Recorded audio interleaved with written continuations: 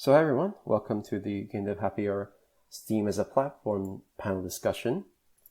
And today we're joined by 5, very luckily, guests today to talk about Steam in general and developing games for PC. So just to go through them one by one, our first guest is Adam. He's originally from Hong Kong, now working in Malaysia for Roundtable Games and independent game studios there. They recently published Dying Flame on Steam, which is a sort of indie horror. Would you like to talk a bit more about that? Evening, everybody. As I've already been introduced, my name is Adam. I'm with Roundtable Game Studio in Malaysia currently. We've shipped one game as a studio, that's Dying Flame, which is RPG Maker horror, and of course with RPG Maker that means horror, that means puzzle solving as well. And we're working on our second game scheduled for our release. That's Amnesia Adventura. You can wishlist that one on Steam. Amnesiac Adventure is no horror, pure puzzle. But I think when you see the horror, the puzzles, it's really more difficult they are. I'm glaring at my lead designer right now for those puzzles. So yeah, that's me. Next. And then next up, as we might have mentioned earlier, is Hazel. Hazel co-founded Hardboiled Studios, and they currently, most recently just released their game Yoked on early access, published by HitSense. And do you have anything else to add, Hazel? I think that's pretty much it. So my team and I are currently working on our game Yoked, which is the unforgiving and intense journey of an egg with arms as it traverses through the house of a man who's trying to stop its escape. And we have partnered up with a US indie game publisher called HitSense, who has been helping us with marketing. In October 2021, we released the early access version of Yoked, and we're going to be releasing the full version in April this year. And then next, why don't we go to Viktor?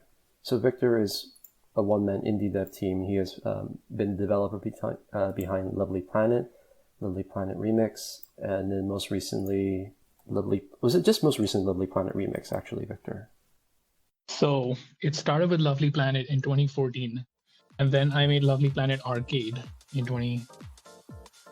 2 years after, and then I made which was also a shooter. Then I made Super Lovely Planet, which was a third-person action game where you can't shoot, but it was in the Lovely Planet franchise because Lovely Planet is cute and charming, so I wanted to keep that up. And then I made Lovely Planet 2, which was a direct sequel to Lovely Planet, and that was in 2019. And then I took a year's break. I came to Hong Kong. I was like, what's going on here? I got a job.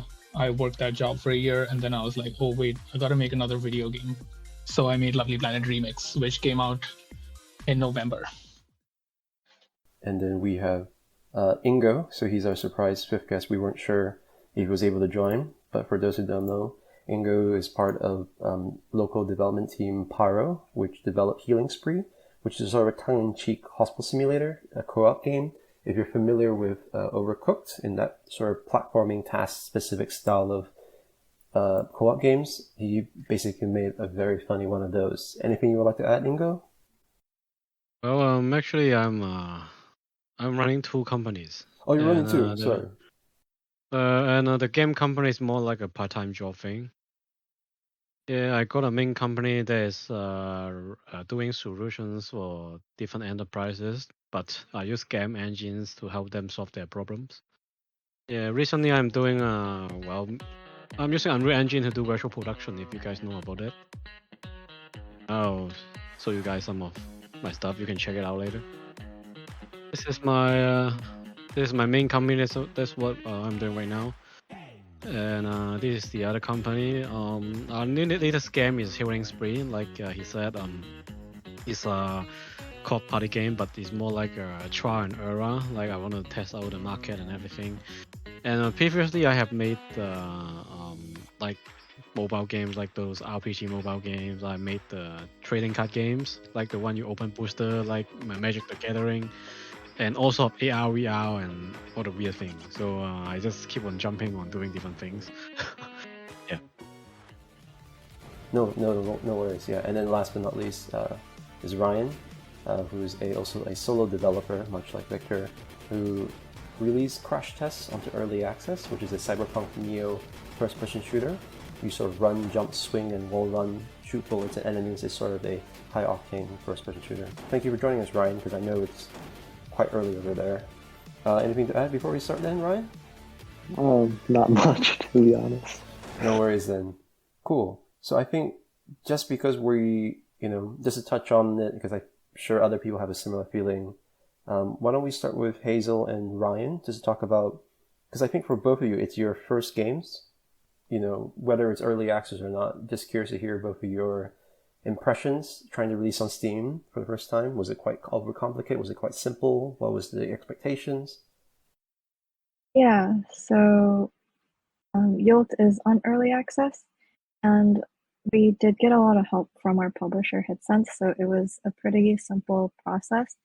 And whenever we needed help, we actually asked other development teams who were also working with HitSense, so that was really nice. I think one of the questions that you had on the Google Doc was how has it impacted development, and I think in general it has had a positive impact. I think it helped a lot with building a community on Discord and also on Twitter, and it also forced us to make bi-weekly updates, which motivated us to continue making the game better. I think something that we struggled with a lot before early access was maintaining motivation, since we were all full-time students or have full-time jobs, so it was difficult to know what to prioritize. But now that we actually have the game on Steam and people are actually purchasing it, it has become more of a priority for us. And also seeing people react to our updates has definitely increased our motivation to make it better as well. Yeah, that sounds great. And how about for you, Ryan? Because I know you're a solo dev without a publisher and quite a young student when you started this game. Yeah, I started this project for fun, and I didn't really think I would be able to publish this on Steam. When I first tried publishing it, the Steam interface looked really complicated because it asked a lot of personal information, asked for my tax information. I don't know any of those things, so I had to ask my parents to help me set those up.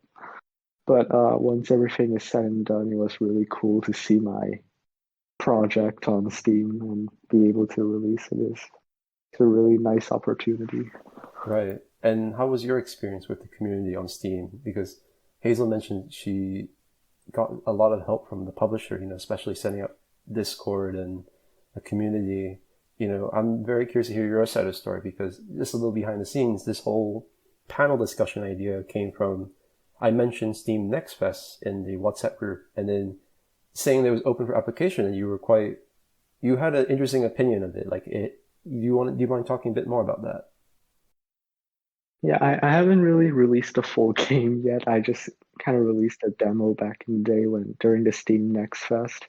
And I realized that you can't really rely on Steam to kind of for your game to be popular. You have to do a lot of promoting outside of Steam, because Steam doesn't really help you promote that much.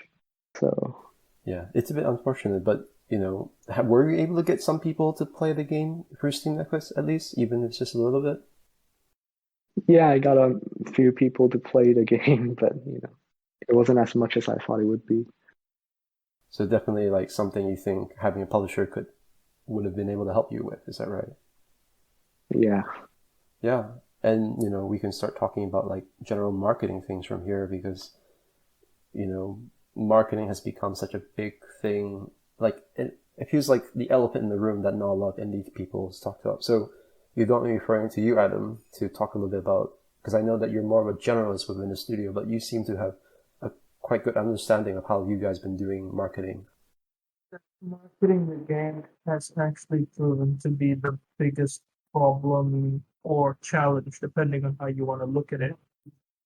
Speaking only as an indie dev, of course, as an indie dev, unless you somehow manage to get a hit game, you have managed to publish and stay profitable over several games, the biggest problem is nobody knows who you are.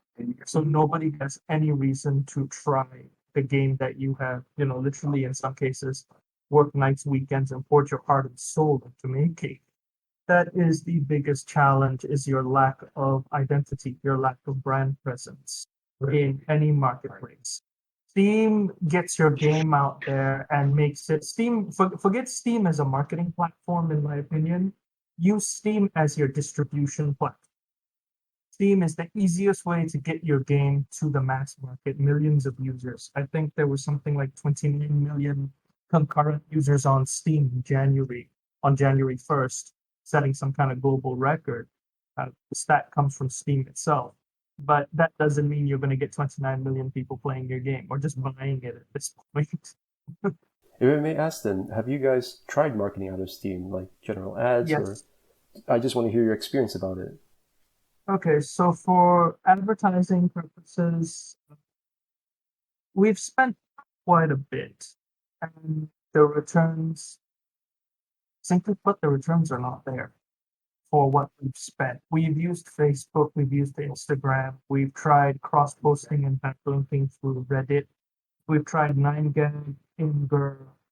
We experimented with 4chan, but kind of gave up on that place pretty quick. It's just, to quote sci-fi fantasy here, I've never seen a more wretched hive of scum and villainy on the internet than 4chan. So those are the platforms and panels and channels we've tried online. You can get the wish list for sure. We were able to do that, but converting them to sales, we're missing something there. I mean, we have no idea what we're missing on that solution. I mean, we optimized the Steam store page and everything, following the guidelines and everything that were provided by Steam, which a lot of it is actually pretty common sense stuff. Make sure your images are clear, they're not blurred. Make sure you have a game description that's clear and concise and actually focuses on gameplay, etc. We did all of that. So we got, as I said, we got the wish lists, but we could never convert them to sales. And that is the part that's driving me insane. Sitting there looking at, 10,000 people having wish list of the game is great. Why is nobody buying it is the question. We're waiting for a sale. Tried that. We literally just came out of the end 2020 trifecta of sales, right? We had literally the Halloween sale. We then had the winter sale, the autumn sale, the Halloween sale, and the winter sale. 3 sales back. And we discounted, and it didn't convert. How much did you discount? This one for 20% each time. So I'm thinking the next one I'm going to push and try and see if I can get the discount down to 40, even 50%, and see if that has any impact. It has a demo as well, which we can touch about later, actually. But if you don't mind me holding you on for a second, Adam, while we go on to Viktor. No problem. And then Viktor, because it's interesting how Adam touched upon, like, as a new indie and having published their first game, like, you have a history of games, multiple games. Have you found that having that legacy really helped sales with your most recent release? I did remember, like, we were talking about this on the group about how Steam Next Fest like worked for some people and didn't work for some people. I got 300 downloads without like any marketing, 100 people playing it within the first 2-3 days. I was like, I don't know how they found it. So the only way to explain that would be, just legacy players, like people who just are fans of the series, or the fact that it was a demo, it's free. So I guess players just ran into it. The one thing that I did for marketing was Steam Next Fest had this system of a live stream that you could log into and just stream for like 15-20 minutes. And they gave you a time slot on the front page. So you'd show up on the sale page. And I think that was pretty neat. And here's what I think. I think Steam is like, it's not the platform it used to be, because I was there 2013, 2014, and it was a very different place. I think Steam is trying to solve a very difficult problem, and they're trying everything that they can. And I think Steam Next Fest was a good step in the right direction. And I think what worked for me was that live stream where I actually gotten like 1,500 viewers, which is better than any time I'm gonna, stream on Twitch, say, for example, 5 people are going to show up on a good day, right? On a good day. So 1,500 people watching me, fumble my words talking about this game, translating to, about 300-400 downloads. I'm like, you know what? It could be so much worse. It's not the best, obviously. And also, I'm just, again, doing all of this at a hobbyist capacity at the moment. So those numbers may or may not work out for everyone. Right. And if I may, well, just to clarify, like for your most recent game, Lovely Planet, is it remixed then? Yes, that is the one. It came out November 13, November 12th, November 13th, last year. Right. Yeah. And this one was self-published, am I right? Yes. Yeah. I self-published this. I did not have any help with publishing. Yeah. So generally you found that even though, well, with your legacy, assumingly, you were able to capture some attention or some, even though you were without a publisher, without any marketing. Well, man, the numbers are so subjective. It's like what you're looking for, right? Like I'm at the moment, I think the game has as many downloads as it does is because people know Lovely Planet. And there are a lot. I mean, there's like, I can count them on one hand. People who are like diehard fans of the series, they would, they're the ones who are tweeting about it. They're the ones who are on our Discord, so that's the first thing. I never did a Discord before. I do not have a Discord for my games. And seeing that like small community, I have like 80, 85, maybe about 100 people on my Discord. I'm just like, this is the best, right? I have like a small closed off community. People jump in, once or twice a week. I'll see some people come in, some people buy the game. So it's kind of like the numbers are not great, obviously, compared to the first game, but also like it's just a smaller scale operation. So I'm kind of happy with it. Right. And have you tried any marketing efforts outside? You know how those like they make those tweets where you can make like a tweet thread which like describes your game. I put in all the effort to like get all the GIFs in place and like do the whole marketing thing where I'm just like, okay, what are the first like 5 things I want people to know about this game so that they buy it. That was it. That was all my marketing effort. And I don't know, 11 people retweeted that, and I was just like, you know what, it could be so much worse. So just trying to be positive about it. I guess in that case, like, why don't we talk a bit more about the demo first? Because like Victor mentioned, you had a demo. So going back to Adam, you guys also had a demo. Like, did you find that the demo helped at all? Doing some digging, I think the demo definitely helps you get the wish list. I think it definitely helps with that because it gives you a way to let people see what they're getting into for free. I mean, early access is a bit double-edged. I've purchased a number of early access titles over the years, and I've always found that some of them are like, yeah, okay, this was a good purchase. This was worth buying. And others, I found myself thinking, oh God, I want my money back. And Steam's refund policy makes that a little bit difficult at times. Because from my experience with the refunds on Steam, generally speaking, the moment you hit that 2-hour playtime mark, they don't care. They will not refund you. Whether it's early access or whatever, they just won't refund you already. Right. And you also took part in the Steam Next Fest with the demo for Dying Flame? Yep, we did. Wait, no, Steam Next Fest, no. We missed that one we just didn't have a stable enough build to show it then. So we missed Steam Next Fest in 2020 and also in 21 and for the same thing.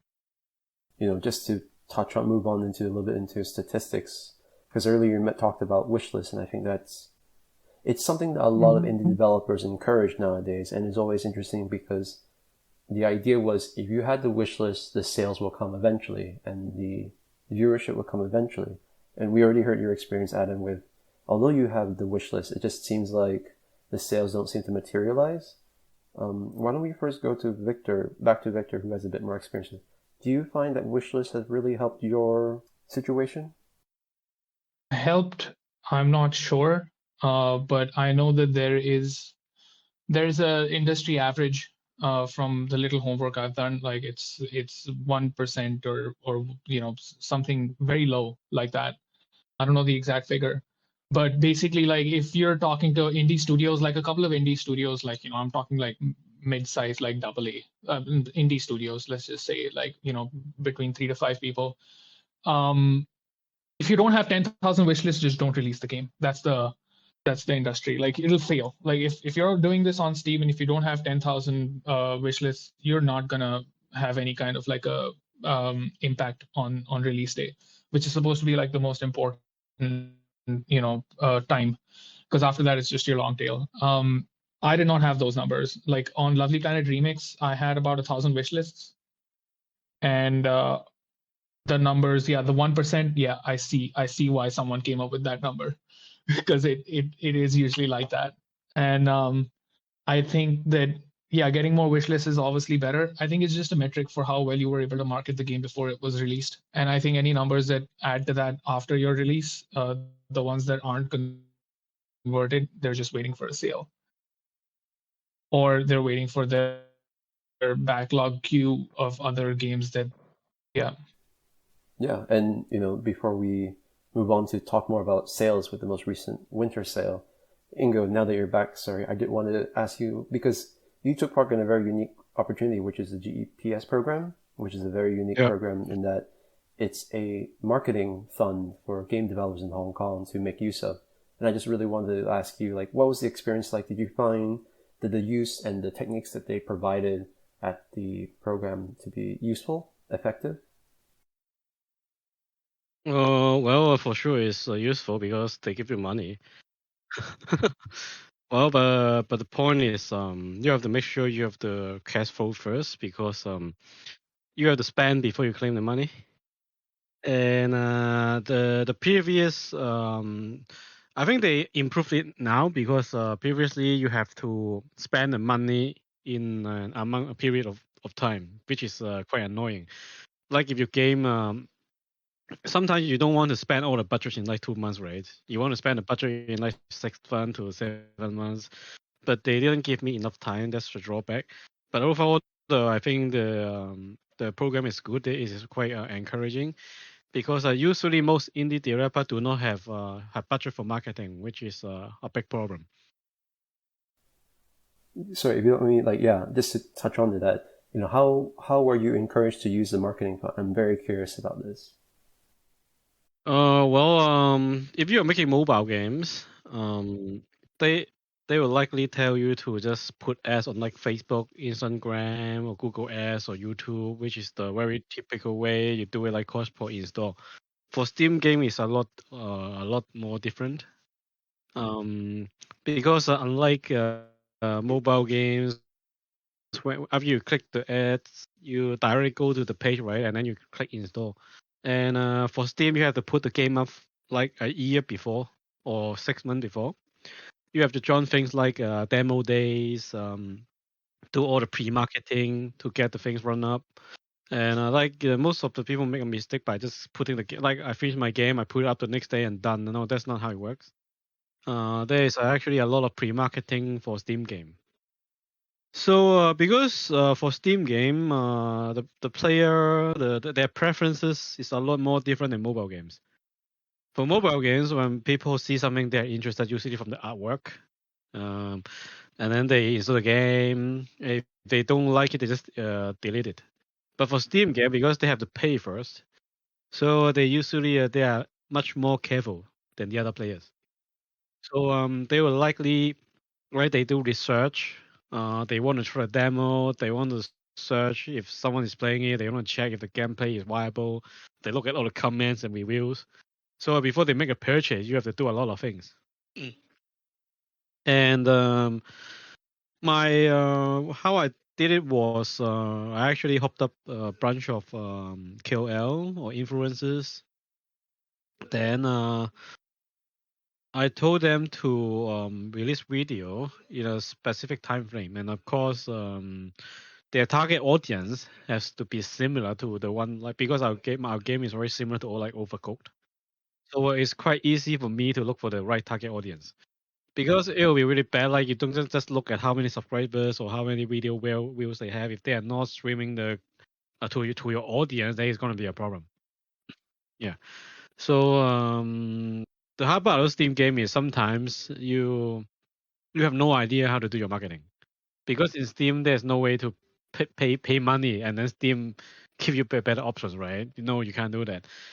So it's more like you have to do a lot of A/B testing like which graphic works, what attracts people and everything before you actually go into the thing. So I spend a lot of time and money on the initial research and pre-marketing.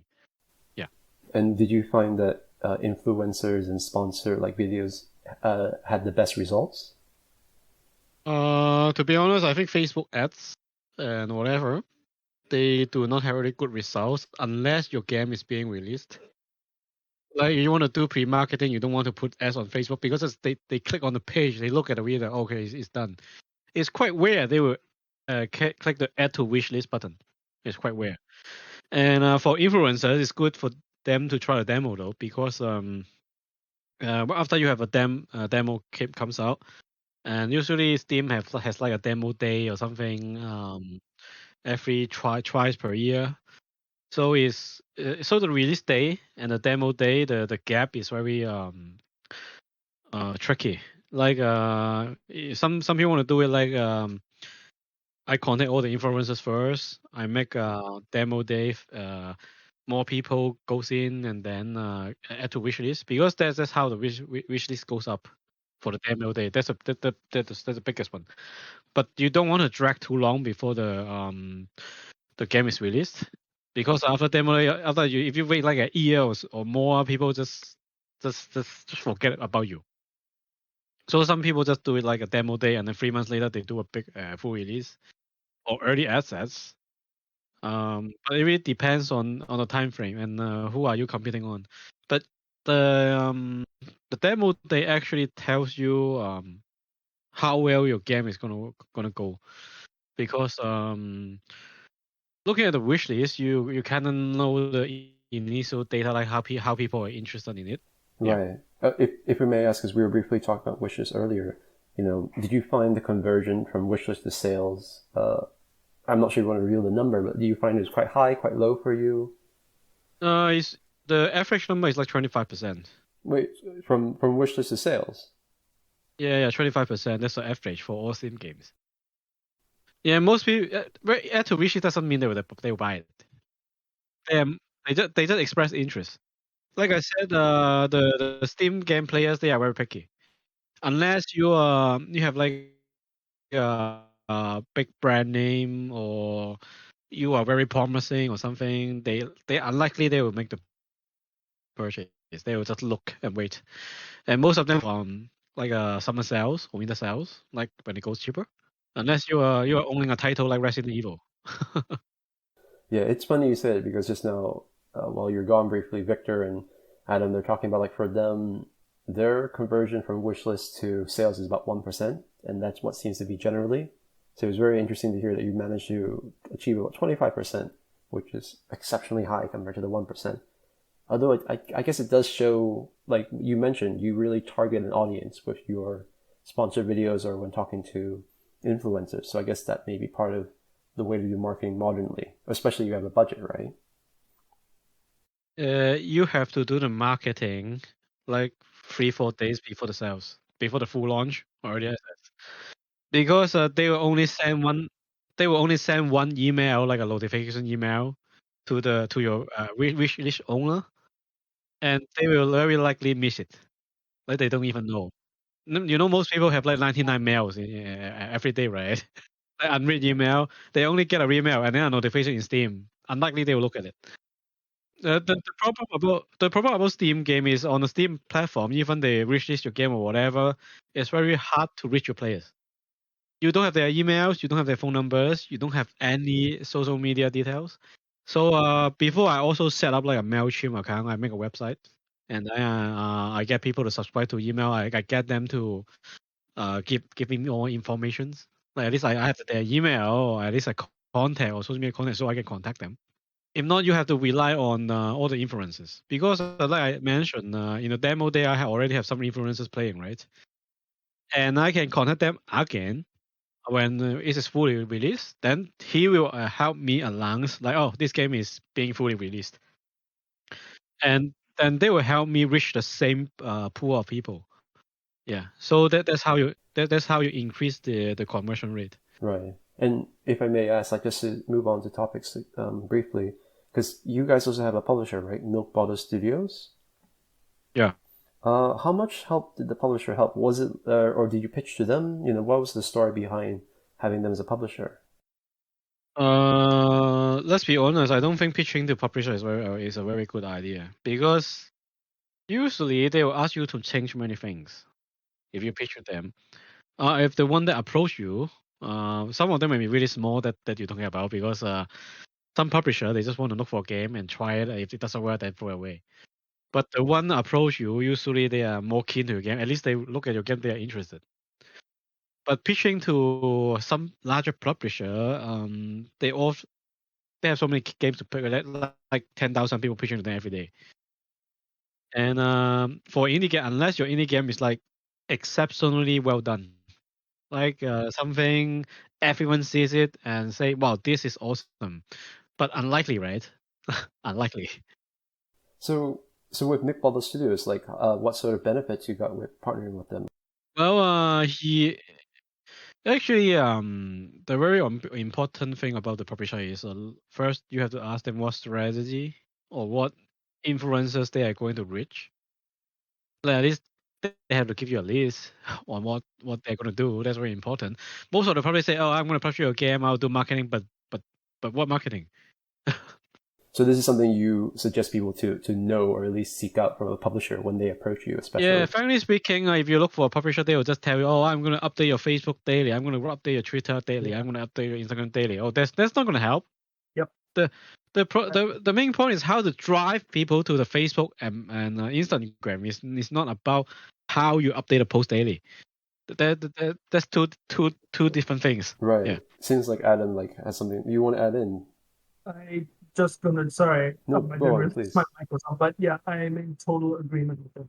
Every publisher that we pitched Dying Flame to, they wanted changes.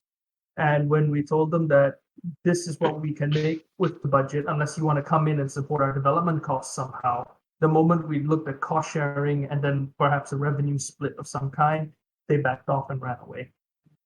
I think I've done pitches to over a dozen publishers at this, and all of them wanted changes that I said we can't do because we're an indie team. We don't have the budget, to make those changes. We made Dying Flame in RPG Maker because we had limited access to art assets and artistic talents here. Basically, budget. We couldn't afford one. So we had some publishers saying, "Yeah, come back with this in 3D, and sure, we'll help you. We'll help you promote it. We'll publish it for you." Every publisher I have spoken to gives me the same sort of generic answers. We'll update your Facebook for you. We'll make sure we push content on Instagram. We'll keep your Twitter buzzing. And I'm just like, great, but how does? And every time I ask them, how does this then? All of this. How do you then track this into actual conversions, into actual sales? I've scared off 2 local Malaysian marketing agencies. One claimed to be something of a specialist in getting in marketing games. So when I started asking them for actual metrics, actual conversion rates, click-through, CTR, and everything, when I start throwing the terminology at them, they panic and they just ghosted me completely.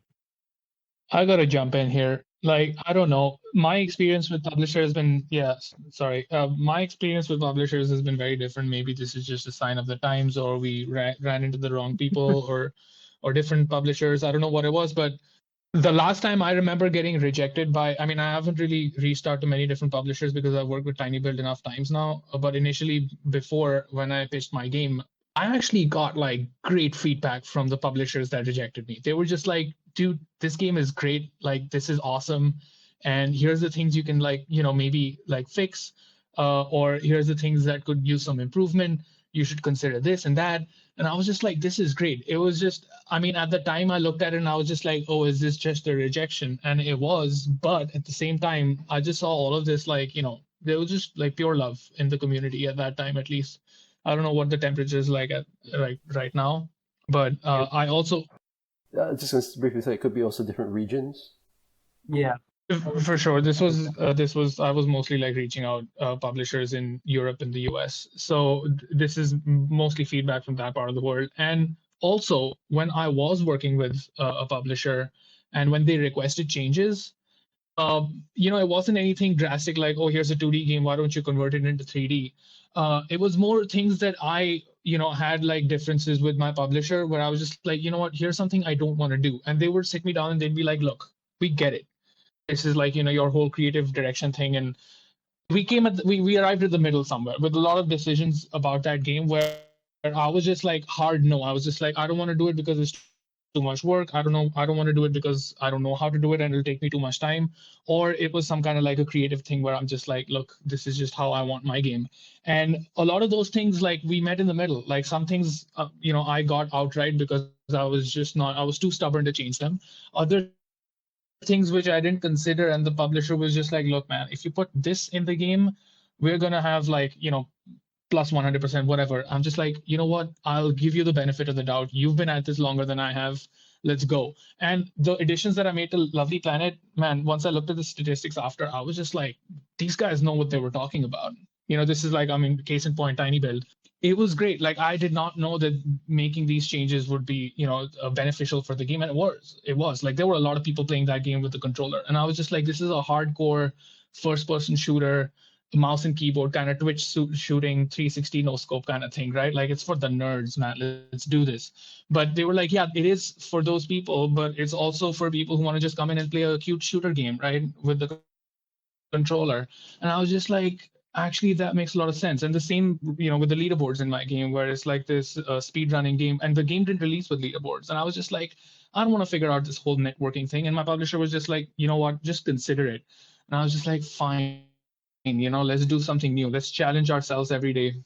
And I put that in, and there you go. There was like a speedrunning community on the site. I want to figure this out by myself. So like, hats off to my publisher at the time. Like, they knew what they were talking about. So maybe what I'm trying to say is that, yeah, sometimes if your publisher is being completely out of whack, asking you to like, turn your game around or something and change it completely, maybe you don't want to listen to that. But sometimes I think publishers do have something very important to tell you about your game that you might not know. And I think this makes more sense because I'm just a solo developer. In a team, it's different, I'm sure. Right. There's definitely a quality to publishers. They all vary. They're not all great. Some are not.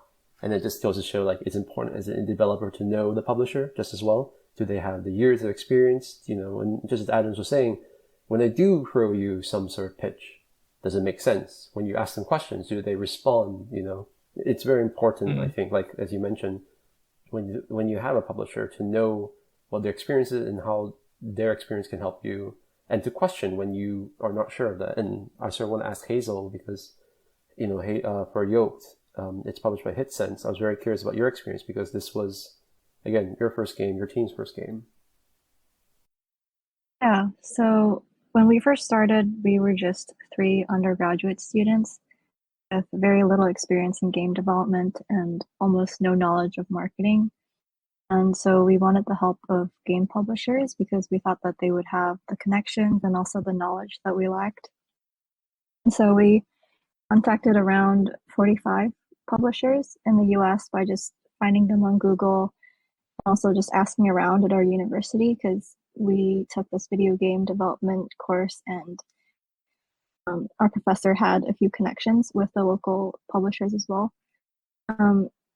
We either applied on their website or sent them an email with our pitch, and out of the 45, I think around 4 replied. And we decided to go with HitSense because it felt like their vision for the game matched with ours. And also, I think some of the publishers rejected us because they realized we were university students and they might not have wanted to work with us who were less experienced. And so with our publisher, they promised a sum of money that they will spend on marketing for us. So we kind of entrusted them on that aspect. When we first released our early access, they worked with their PR team to make press releases. They found several Twitch streamers to stream Yolt by giving them free Steam keys, and also helped us push out content in social media platforms. And we also got some YouTubers who played the game without needing us to ask them, which was really nice. And for our full release, our publisher has compiled a list of YouTubers and Twitch streamers with varying subscriber counts. And I think they're planning on reaching out to them once it gets closer to the full release date. And also, similar to Viktor, Hitsense also pushed us to add controls for controller because we were also planning on just having keyboard and mouse. And I think now most people actually use a game controller rather than keyboard and mouse. So I am really glad that they pushed for that. Yeah, it sounds like you had a very positive experience with your publisher as well. This goes back to show that there is definitely a sense of having a right fit, whether it's a publisher with the publisher. And I do want to quickly ask, like, if you were to go back to when you guys were first pitching to publishers, what would be an advice you would give to yourself, or what's something you think a moral or a lesson you've learned from that time? I think we did a lot of research on how to make a convincing pitch deck. So I think that's very important. I don't know if our pitch deck was actually that convincing because back in the day, I think our game was only maybe 30%, 40% complete. So we really worked hard on the pitch deck, and I think that's something you have to focus on when you're pitching to publishers. Yeah, why don't we go into this? I know Ryan might have to go away soon, but then we most recently also had the Steam Winter Sale. I'm very curious about generally everybody's feelings on it, and was it positive, negative experience? It was good. People bought the game. Yeah. I mean, like every sale, some of those wish lists finally converted. So that's good. Obviously was expecting, more people to buy it, as always, which it didn't happen, but there's always the next sale. So looking forward to the next one. Maybe I don't want to drive the price down too quickly, because then once it starts showing up on Steam Spy that you just already bottomed out with a 40% sale or something, people just stop buying it. They're just like, this game's worth nothing, and they're just gonna buy it when it's on sale. So my strategy going into this, and I'm not recommending this for anyone, this just works for me, and this is not financial advice. I'm just not gonna put it on more than, for the first year, I'm just not gonna go below 15-20%. I'm just not going to do it. It not only does it devalue the game, it also just I think right now, Steam is just not what it was 6 years ago. I'm not even expecting the numbers to go up that quick. So for me, it's just people who really want to play the game, they'll buy it. And maybe they'll make some noise. And once it starts to open up like that, I want it to be more organic, where I'll just get players, who want to just, buy it for cheap. Later. So till then, we can just have our own little fun on the side. I know Adam touched on this earlier, but it seems like you were saying, well, how was the most recent winter sale for you guys? Same problem. Discounted at 20% and practically maybe a handful of conversions. So I don't know what it is we're missing on our. And I've actually gone ahead and pushed to get several of the more well-known game marketing consultants in, like guys like TGM, the game marketers, those guys. So I'm looking at trying to work with them to see if they can figure out where we screwed up on this, and if they can give me something good, some positive feedback or something, I'll be happy to share that. But until then, Hazel, was your game on sale actually? Does it not count because it was so close to? Yeah, it was. When we first released it, it was also on sale, I think. And during the winter sale, it was also on sale. It was actually 40% off. And it did increase, the sales did increase, but not as much as we had hoped. But I think it's fine because we're still in early access. And Ingo, you had your experience from the most recent Steam sale? No, we just did a full release. I haven't make a sales or discount yet. I see. Okay, no worries. Well then, as we start to wrap up a bit and go into sort of people's questions, I do have one final topic to discuss, which is for everybody.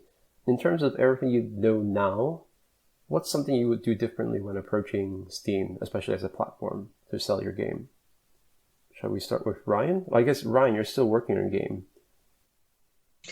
Kind of unrelated to Steam, but so nowadays when I mean, I've been working on this for 2 years, started when I was in like Form 2 in secondary school, and I didn't really know what I was doing when I first started. But nowadays, when I open up my project, it's like super unorganized. So I kind of wish I would organize all my assets and all my scripts properly, because now it's a bit of a mess to develop. So. Understandably so. Yeah, I get that feeling as well. And Adam? Typically with Steam, I think myself would look at getting to more storefronts if possible. I mean, there are a lot of things out there besides Steam, Epic, and GOG, but those are the three main ones. The other smaller storefronts seem to have some very, very weird policies and things. I can't give names for obvious reasons, but I was working trying to get Steam on a Spanish-based storefront last year. I'm kidding you when I say we had to sell 1,600 copies before they would actually pay us anything. So I would say be very, very careful about what other storefronts you go through, because all of this stuff was actually not in the main contract. They were literally trying to pull a fast one by putting it all in the fine print. So when I spotted it and I started asking questions, eventually these guys also ghosted. They were ghosted. I think they just didn't like the fact that I kept asking questions and I was never happy with the answers they gave. For you, Hazel? For me, I think we should have tried to build a bigger community first and also have more people wishlist the game before releasing it. And I think something else that would have been helpful was to find a 2D artist. I think near the release date was when we realized how important the graphics you have are when you're trying to attract an audience. So that's something I think we should have had when we released our game. Right, and to the artist specifically for like marketing, like not necessarily just for the game, right? Yeah, for marketing. Because currently we just have one poster that we're using for everything. And Ingo? Well, I think you have to design the game thinking about marketing, because like your game has to help influencers to attract people, so they will play your game and people get interested to it. Unless you are targeting a very niche market, like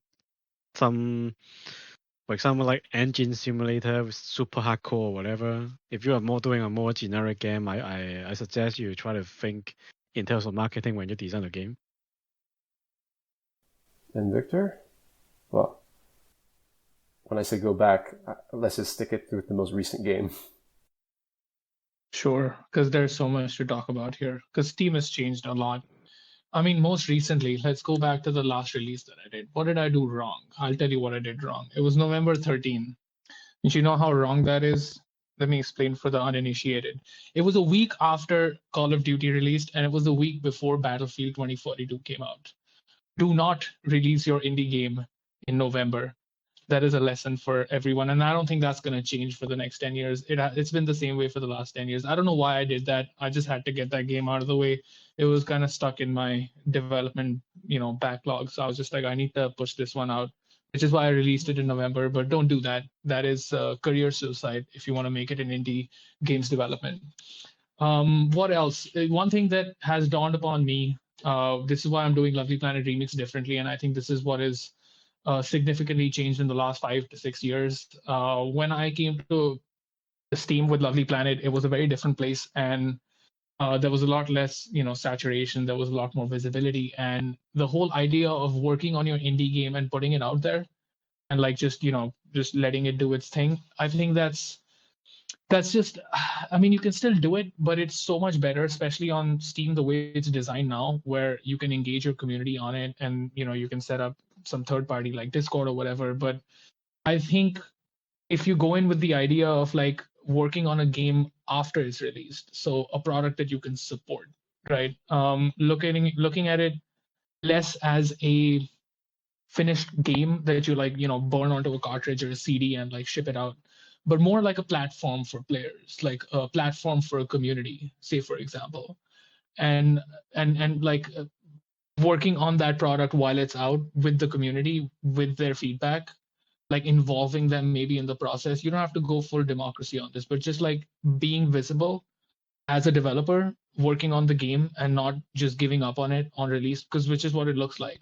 And I think like some of my games from before kind of felt that way, where I was just like, I work on the game for a year or 2 years, and I'm just like, I put it out, it's done, I'll fix the bugs, it's over. And that did work back when. But now with Lovely Planet Remix, I've designed the game. So you know how we were talking about just before, where you could design your game to, be more marketable. One other way is to design your game to be, supportable. Like, can you support it? Can you add content to it? Can you hold weekly events or seasonal events, or can you expand it? So like those kind of things is what I think about when I put a game on Steam now, which is what I'll be doing for the next one as well, where I'll be thinking about, okay, am I committed to this? Am I willing to like sit there with a couple of hundred players like looking to grow the thing? That's how I look at games on Steam now. Whereas like GTA 5, just look at GTA 5. They worked on that game for 10 years. Yeah, I will say as well, for those who know, Lovely Planet is a first-person shooter, so it's releasing a indie first-person shooter in a couple of weeks between two big AAA shooters. Especially not great then. But yeah, thank you everyone for coming today, and I guess we can go straight into Q&A.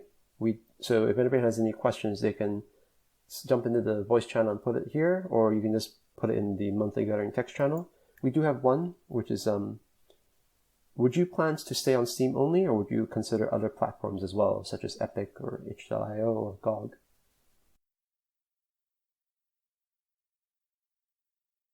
It's one first, I guess. Yeah, go ahead. All right, cheers.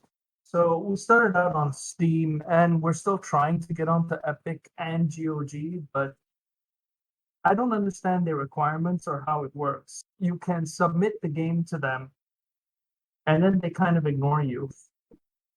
Unless GOG or Epic reaches out to you, I don't think it's worth the effort to try and get your game onto their platform. I've been trying with Dying Flame for the past year, and I have yet to even receive an. I'd like to get an email from them saying something like, "Can you just go away, please?" Because I've sent about 6 or 7 applications to each platform.